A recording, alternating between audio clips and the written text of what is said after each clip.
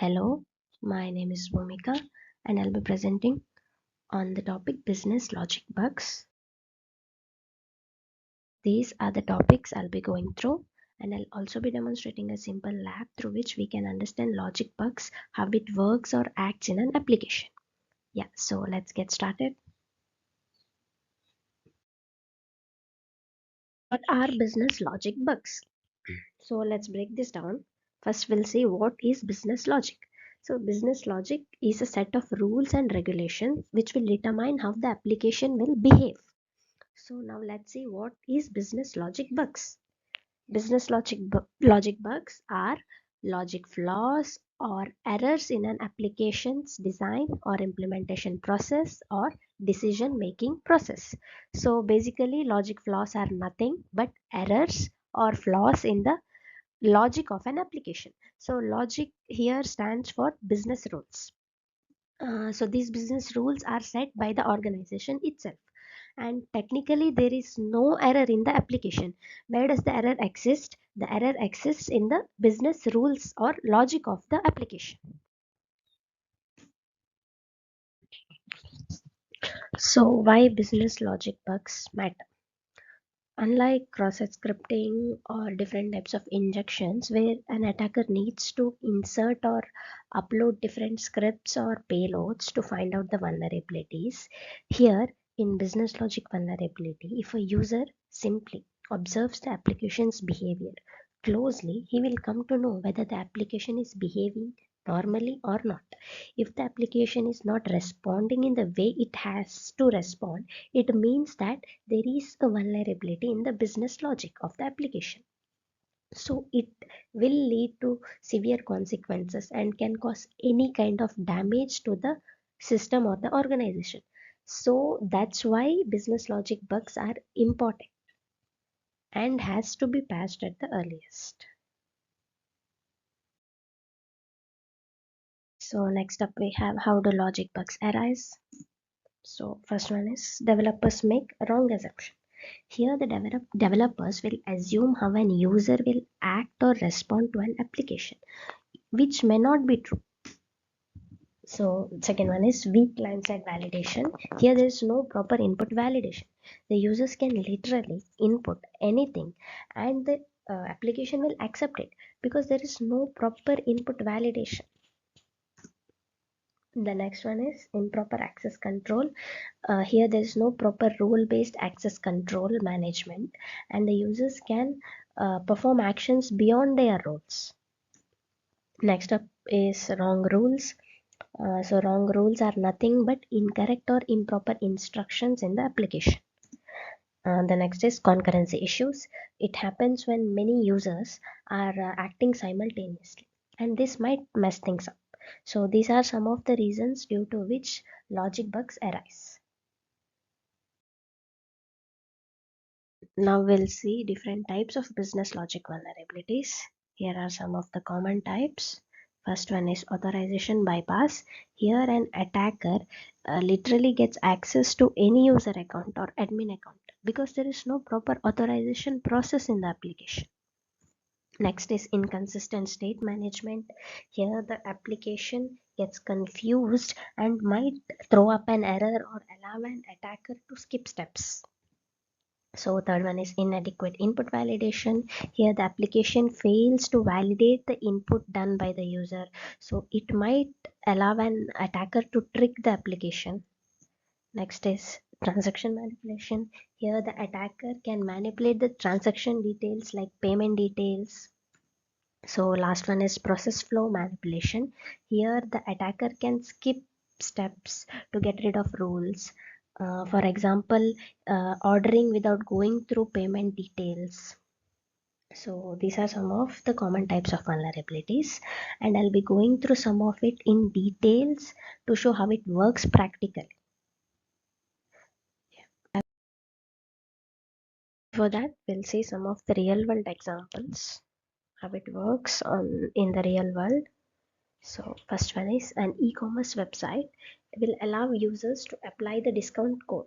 There is only one discount code and you can literally apply it multiple times. is a severe vulnerability and loss to the organization. Next one is a banking application permits money transfers without validating the account balance. It will lead to negative balances. So third one is a service fails to check if user is already subscribed or not, which will allow for multiple subscriptions and discounts by the same user, which indeed is a loss to the organization. So next is we'll be learning some of the test cases. These are nothing but techniques or methods used to find these vulnerabilities. First is reapplying the same coupon code multiple times. So here the goal is to check if the promo code works more than once. So steps are, first apply a coupon code at checkout. We have to note the discounted total. Next step is select another new item and reapply the same coupon code again. Now, if the discount or the promo code works again and you get a discount, it means that there is a vulnerability in the application.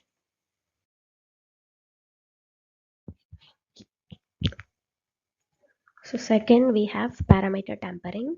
So here the goal is to modify the values like price or quantity in requests. So here we'll be using a tool called as burp suit through which we can manipulate the request, as you can see in the image here.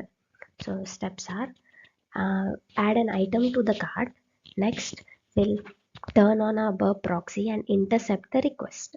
The burp captures the request as you can see here in the image, and here in the amount we'll be changing it to a lower value and then forward the request. After that, we'll refresh the browser, and if the amount that we changed is reflected in the browser, it means that it is a vulnerable application. So I'll be solving this lab in Portswigger.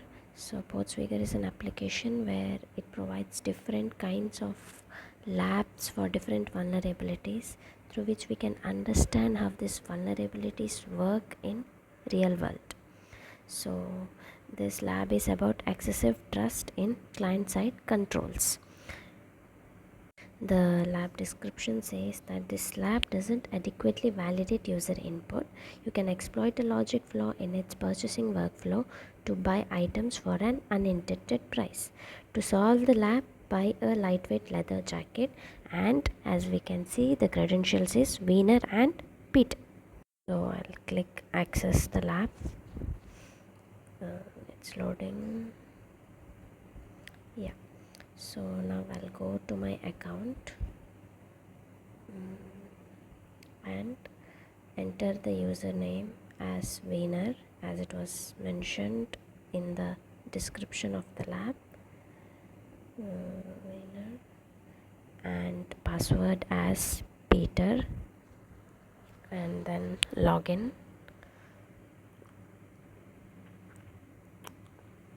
Yeah, I have logged in. So now I'll go to home and let's wait, it's loading. Yeah, it has loaded. So then I'll go to view details. So as you can see, this is the lightweight leather jacket as it was mentioned. So before that, what I'll do is I'll turn on my burp proxies. So as I turned it on, then I'll go to my burp suit and turn on the intercept. So now I'll add it to cart. Now the intercept will capture the request. I'll send it to the repeater and turn off my intercept. So then I'll go to my cart.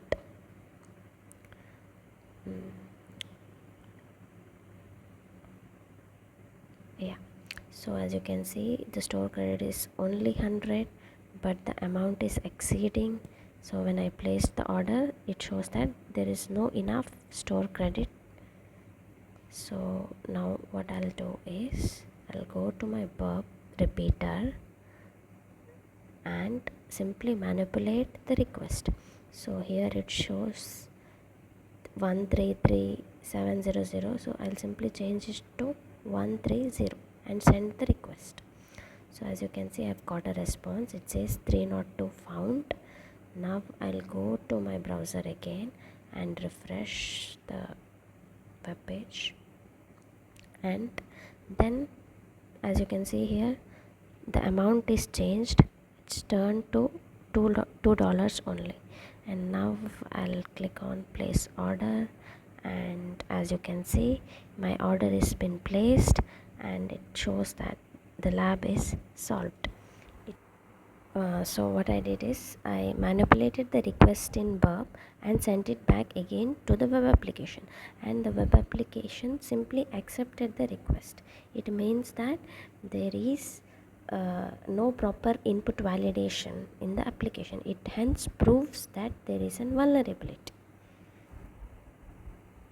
So we'll be looking at some of the impacts of this vulnerabilities. So we have financial losses. The company can lose money due to fraud or errors caused in the system.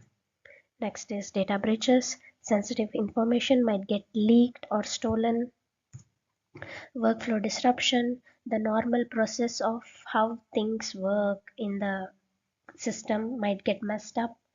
Next is system misuse. The attackers can misuse the system.